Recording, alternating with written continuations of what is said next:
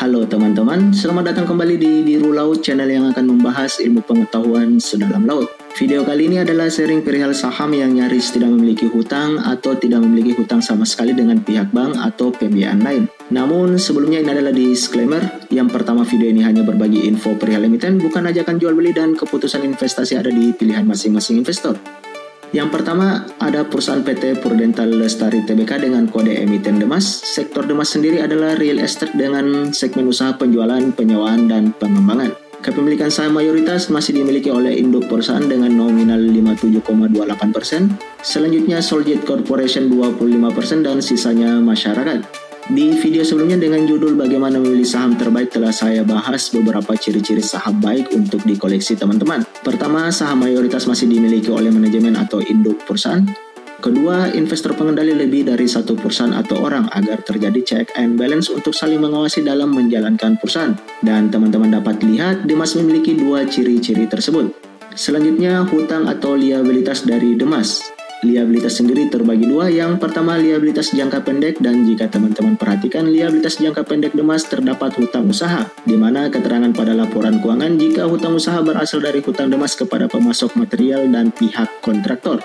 Sekedar informasi, pada bisnis model real estate, perusahaan konstruksi utama biasanya membagi pekerjaan mereka yang kemudian diserahkan ke beberapa perusahaan konstruksi kecil untuk melakukan pengerjaan yang dibagi-bagi tersebut. Secara umum, kerjasama tersebut akan melahirkan kesepakatan pembayaran di akhir atau jika target pengerjaan telah tercapai. Dapat disimpulkan jenis hutang usaha dari Demas adalah pembayaran yang ditahan kepada pihak tertentu. Selanjutnya adalah hutang pajak. Sama dengan sebelumnya, pajak sendiri dibayarkan di waktu tertentu. Secara umum di Indonesia, pajak sendiri dibayarkan di akhir atau di awal tahun baru. Di sisi lain, jenis hutang beban akrual adalah hutang kepada pihak internal di mana perusahaan berhutang kepada pihak manajemennya sendiri. Sedangkan liabilitas kontrak dan liabilitas lain-lain adalah hutang kepada konsumen yang telah melakukan pembayaran di muka atau melakukan pembelian atau penyewaan properti namun belum terselesaikan. Contoh, jika teman-teman merencanakan pembelian rumah dan terdapat pembayaran di muka atau tanda jadi. Sebelum berkas-berkas pembelian rumah diproses atau rumah tersebut resmi jadi milik teman-teman, uang muka atau tanda jadi tersebut masih milik teman-teman, yang berarti pihak penjual rumah berhutang kepada teman-teman. Sampai sini dapat disimpulkan liabilitas atau hutang jangka pendek Demas adalah uang yang ditahan kepada pihak-pihak tertentu, sehingga Demas juga tidak memiliki hutang kepada pihak bank atau pihak pembiayaan lain dalam menjalankan perusahaan. Selanjutnya, liabilitas atau hutang jangka panjang, di mana Demas memiliki liabilitas kontrak. Jenis hutang ini sama dengan liabilitas kontrak pada kelompok liabilitas jangka pendek, di mana hutang berasal dari uang muka konsumen dalam proses jual beli atau penyewaan properti. Jenis yang kedua adalah liabilitas sewa. Hutang ini adalah kewajiban Demas dalam melakukan pembayaran sewa ruangan atau gedung pada pihak pemilik gedung. Pada laporan keuangannya sendiri dijelaskan bahwa Demas menyewa gedung atau ruangan tersebut untuk dijadikan kantor utama.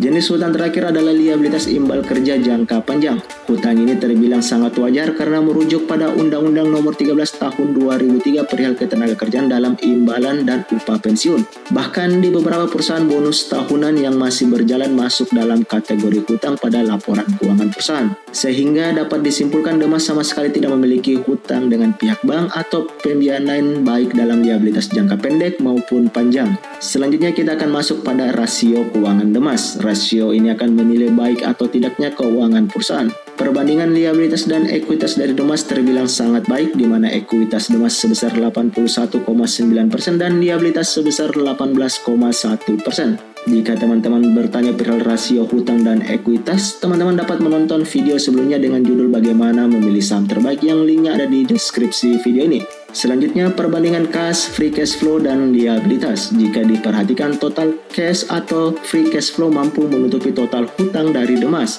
Hal ini terbilang sangat baik mengingat free cash flow dapat digunakan untuk membayar hutang, dividen, atau ekspansi bisnis. Di sisi lain, pada tahun 2019 dan 2020 terdapat kenaikan yang sangat signifikan.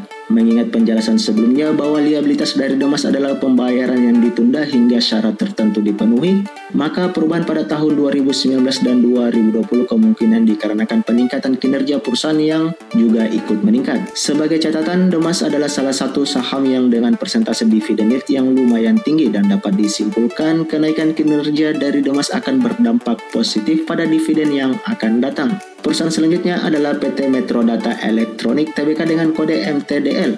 Metrodata sendiri saya bahas pada video kali ini karena request dari teman-teman di video sebelumnya. Namun untuk valuasi harga akan saya bahas lebih dalam pada video berikutnya. Metrodata sendiri memiliki sektor teknologi dengan segmen usaha elektronik dan komputer distribution. Kepemilikan saham dimiliki oleh PT Ciputra Corpora sebesar 35,83%, Hiskak 16,39%, Masyarakat 34,8%, Sukarto 7,28%, dan Panggolin Investment Management sebesar 5,7%, dengan PT Ciputra Corpora sebagai pengendali. Dan yang menarik dari Metrodata adalah direksi juga ikut dalam mengoleksi saham. Di sisi lain, Panggolin Investment Management merupakan wadah investor asing untuk memiliki saham Metrodata. Tentunya dua hal ini akan berdampak positif karena menambah keyakinan investor retail untuk mengoleksi saham Metrodata. Selanjutnya, liabilitas atau hutang jangka pendek Metrodata.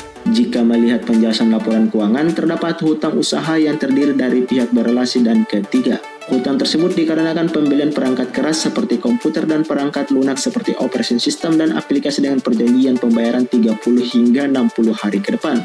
Hal ini terbilang wajar mengingat pembelian yang dilakukan oleh Metrodata berasal dari luar negeri yang membutuhkan waktu dalam pengiriman barang dan pembayaran. Selanjutnya, hutang kategori uang muka pelanggan sama dengan penjelasan sebelumnya, di mana ini adalah hutang kepada konsumen yang telah melakukan pembayaran di muka untuk melakukan pembelian namun belum terselesaikan, sehingga uang tersebut masih menjadi hak konsumen.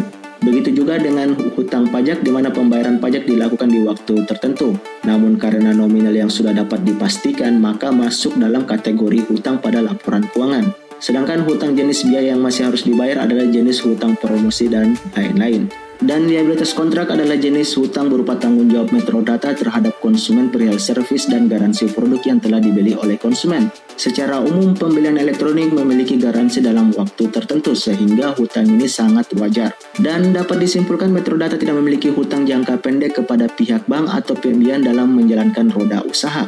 Selanjutnya, liabilitas atau hutang jangka panjang, di mana terdapat liabilitas kontrak yang sama pada hutang jangka pendek. Kedua, liabilitas sewa, di mana hutang ini adalah hutang dalam penyewaan tempat atau kantor. Dan terakhir, liabilitas imbal kerja yang merupakan tanggung jawab perusahaan dalam memberikan imbalan atau gaji pensiunan terhadap pegawai yang diatur pada Undang-Undang Nomor 13 Tahun 2003 perihal ketenagakerjaan. Dari penjelasan tersebut dapat disimpulkan Metrodata sama sekali tidak memiliki hutang dengan pihak bank atau pembiayaan lain, baik dalam liabilitas jangka pendek maupun panjang. Selanjutnya, rasio keuangan Metrodata. Penjelasan ini akan menilai sehat atau tidaknya keuangan perusahaan. Perbandingan liabilitas dan ekuitas dari Metrodata tidak lebih baik dari perusahaan sebelumnya, namun masih kategori sangat aman, di mana ekuitas Metrodata sebesar 58,2% dan liabilitas sebesar 41,8%. Selanjutnya, perbandingan aset lancar, free cash flow, dan liabilitas. Berbeda dengan perusahaan sebelumnya yang menggunakan kas sebagai perbandingan, Metrodata menggunakan perbandingan aset lancar dikarenakan bisnis model yang juga ikut berbeda, di mana hampir seluruh aset Metrodata merupakan produk yang dijual terhadap konsumen. Tidak seperti Demas yang produknya ada yang dijual dan disewakan. Selanjutnya, jika teman-teman perhatikan, total aset lancar mampu menutupi total hutang dari Metrodata. Hal ini terbilang sangat baik, mengingat perusahaan tidak akan kesulitan dalam menangani hutang ke depannya. Dan pada tahun 2020 dapat diperhatikan hutang dari Metrodata turun, dan di sisi lain terdapat kenaikan pada free cash flow dan aset lancar, sehingga dapat disimpulkan perusahaan memiliki kinerja yang sangat baik pada tahun 2020. Dan untuk pertanyaan apakah perusahaan ini layak untuk dikoleksi pada tahun 2022, teman-teman dapat membandingkan laporan per kuartal tahun 2020 dan 2021 untuk menentukan perusahaan ini layak atau tidak dikoleksi ke depannya. Dan terakhir, semoga video ini memberikan pengetahuan perihal hutang yang tidak selalu berasal dari bank atau pembiayaan. Namun, hutang juga adalah tanggung jawab perusahaan perihal gaji, pembayaran yang tertunda, dan pajak perusahaan yang dibayarkan pada waktu tertentu. Oke, sampai jumpa lagi di video berikutnya yang akan dibahas sedalam biru laut.